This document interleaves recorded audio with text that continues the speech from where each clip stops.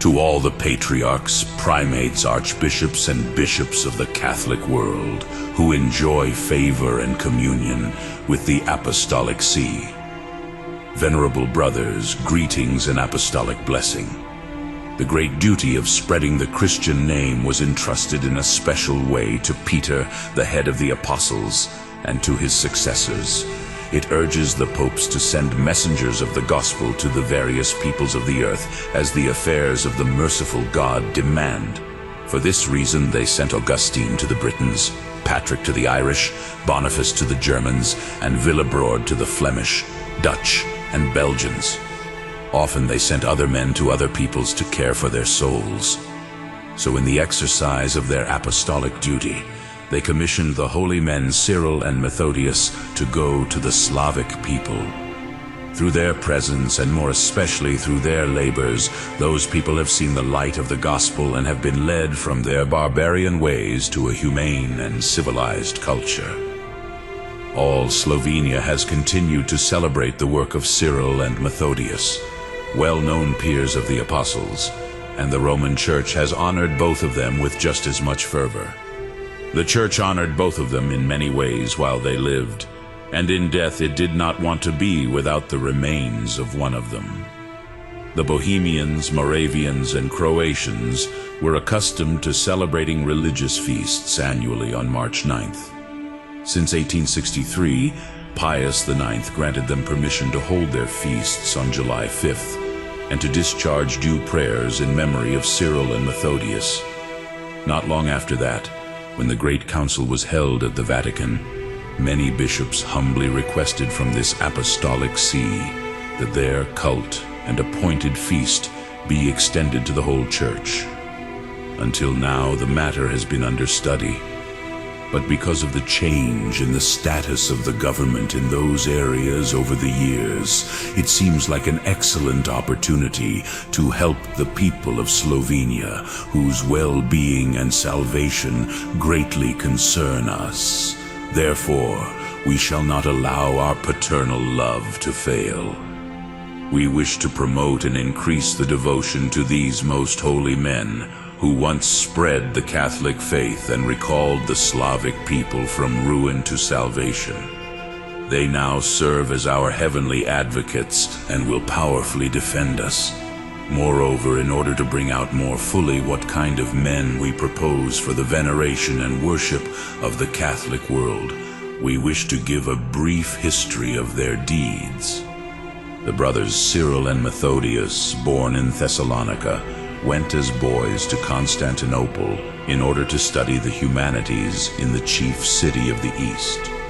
The spark of genius already discerned in these young men soon became apparent. They both advanced quickly, especially Cyril, who became so distinguished in learning that he won for himself the title of the philosopher. Soon after this, Methodius undertook the monastic life. Under the influence of the Patriarch Ignatius, the Empress Theodora commissioned Cyril to teach the Christian faith to the Khazar tribes who dwelt beyond the Chersonese. These people had asked that suitable priests might be sent to them from Constantinople. Cyril accepted the mission willingly and departed for Tauric Chersonese so that, as some relate, he could study the language of the people. It was at this time that he had the good fortune to discover the remains of Pope Clement I. This courageous martyr was thrown into the sea by order of the Emperor Trajan and was afterwards buried with the anchor to which he had been fastened. The anchor, together with the ancient tradition, made it very easy to identify the remains. With this priceless treasure, Cyril went into the towns and homes of the Khazars. In a short time, after abolishing many superstitions, he won for Jesus Christ these people, who were taught by his word and moved by the Spirit of God. To the new Christian community, Cyril gave an example of self-control and charity by refusing all the gifts offered to him by the inhabitants, except the slaves, whose liberty he restored to them when they embraced Christianity. He soon returned to Constantinople to enter the monastery of Polychronius, which Methodius had entered. Meanwhile, reports of the great events happening among the Khazars reached Rastislav, Prince of Moravia. Aroused by their example, he negotiated with the Emperor Michael III for an evangelizing mission to be sent from Constantinople, and his wish was granted. Thus, the great worth of Cyril and Methodius, as seen in their previous accomplishments, together with their zeal for helping their neighbors, caused their selection for the Moravian mission. As they began their journey through Bulgaria, which had already been converted to Christianity, they let pass no opportunity for increasing the faith. Upon reaching Moravia, they were met by a large crowd who had come with great desire and joy to greet them. Without delay, the apostles strove to penetrate their minds with the doctrines of Christianity and to raise their hopes to heavenly things. They did this with so much force and with such energetic zeal that in a very short time the Moravian people gave themselves to Jesus Christ. Much of their success was due to Cyril's knowledge of the Slavic language, which he had acquired earlier. The influence of the Old and New Testaments as translated by him into the vernacular was also considerable. The whole Slavic people owe much to the man who gave them the Christian faith, and with it the advantages of civilization. Cyril and Methodius were also the inventors of the alphabet, which afforded the Slavic tongue the means for a written language, and they are even looked upon as having formed the language. Another report from these remote provinces announced to Rome the glory of their deeds. And so, when Pope Nicholas I ordered the brothers to Rome, they obeyed without hesitation. They began their Roman journey quickly, bringing with them the remains of Saint Clement. At this news, Adrian II, who was elected to replace the late Pope Nicholas, went out with the clergy and the people to greet the illustrious visitors. The body of Saint Clement was brought with great portents into the basilica, constructed at the time of Constantine, in the very tracks of the ancestral home of that invincible martyr. Cyril and Methodius then recounted to the Supreme Pontiff and his clergy the apostolic mission they had fulfilled with so much holiness and labor. They were accused of acting in opposition to ancient customs and contrary to holy rites in making use of the Slavic language for religious matters. However, they pleaded their cause with such indisputable and noble reasoning that the Pope and all the clergy praised them and approved their course of action. Both then took an oath in the Catholic manner and swore that they would remain in the faith of St. Peter and of the popes. After that, they were created bishops and consecrated by Adrian himself, and many of their disciples were raised to different grades in holy orders. However, it was divine foresight that Cyril should die on February 14th, 869, more mature in virtue than in age. After a splendid public funeral like that given to popes, he was buried with honors in a tomb which Adrian had built for himself. Because the Roman people could not bear to send the holy corpse to Constantinople, though his grieving parent asked for it, it was brought to the Basilica of St. Clement, and buried near him whom Cyril had held in reverence for so many years.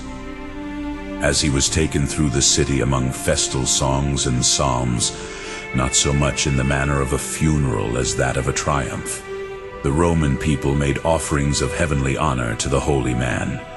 After these things had taken place, Methodius returned under papal orders to Moravia as bishop.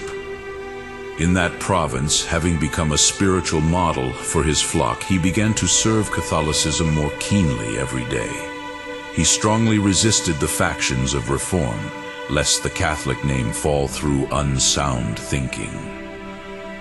He educated Prince Svatopluk, who succeeded Rastislav in religious matters. He warned him about shirking his duties, rebuked him, and finally excommunicated him. For these reasons he incurred the anger of that revolting and wicked tyrant. Then he was sent into exile. He was recalled a short time later, and his efforts produced a change of heart in the prince and an understanding that he should return to a new purity of life.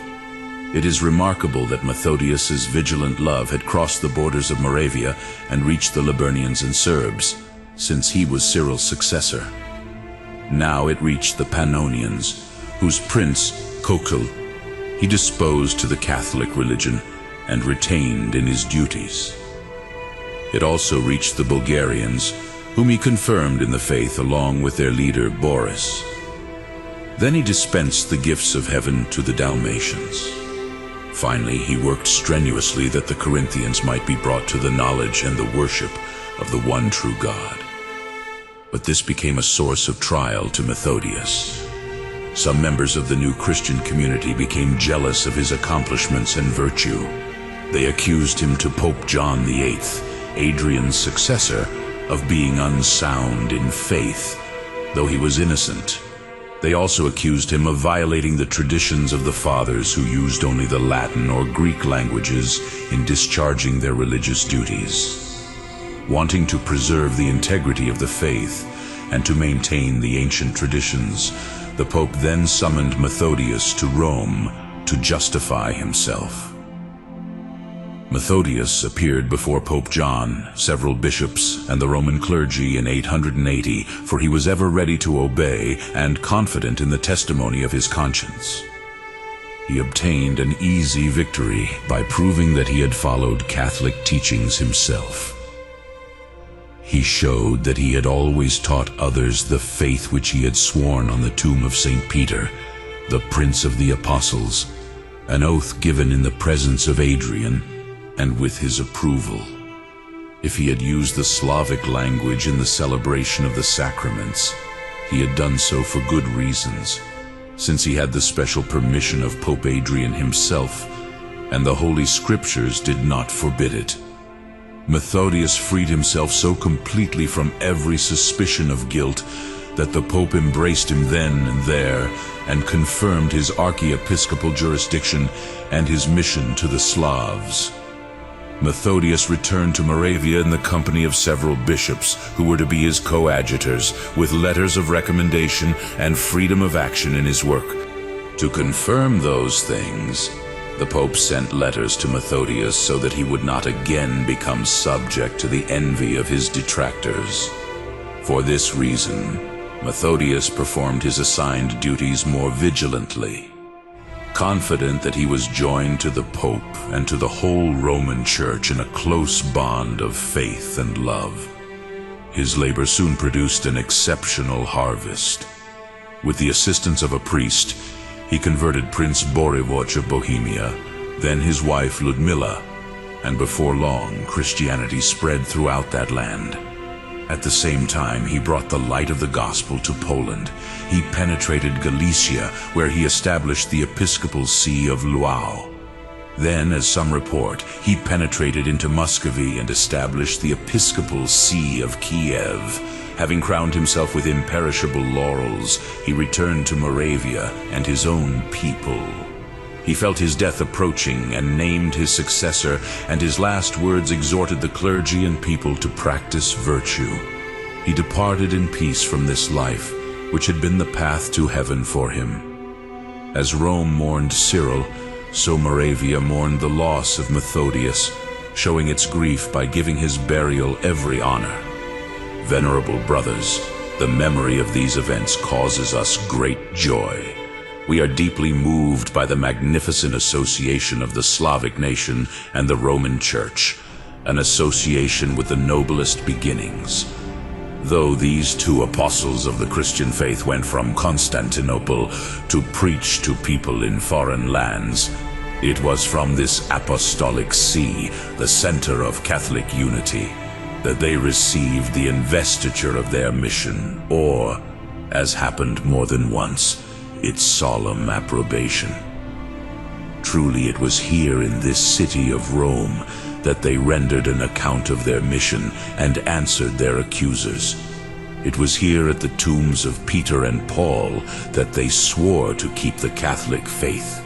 It was here that they received episcopal consecration and the power to establish the sacred hierarchy, while observing in it the distinction of each order.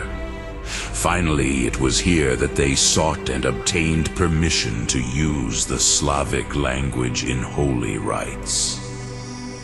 This year, 10 centuries will have passed since Pope John VIII wrote to Prince Svatopluk of Moravia. It is right that we praise the Slavic language, which re-echoes with the praises due to God. We ordain that the proclamations and works of our Lord Jesus Christ should be said in that language.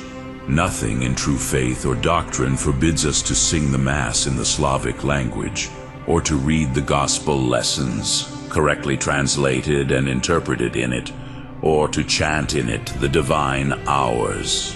After many changes, Pope Benedict XIV sanctioned this custom in an apostolic letter dated August 25, 1754. Whenever the rulers of the peoples evangelized by Cyril and Methodius asked them, the popes gave generously of their humanity in teaching, kindness in giving advice, and singular goodwill wherever possible. Above all, Rastislav, Svatopluk, Kosil, Saint Ludmilla and Boris have experienced the remarkable love of our predecessors. The paternal concern of the popes for the Slavic people did not stop with the death of Cyril and Methodius. Rather, it has always shone forth in preserving among them the holiness of religion and public prosperity.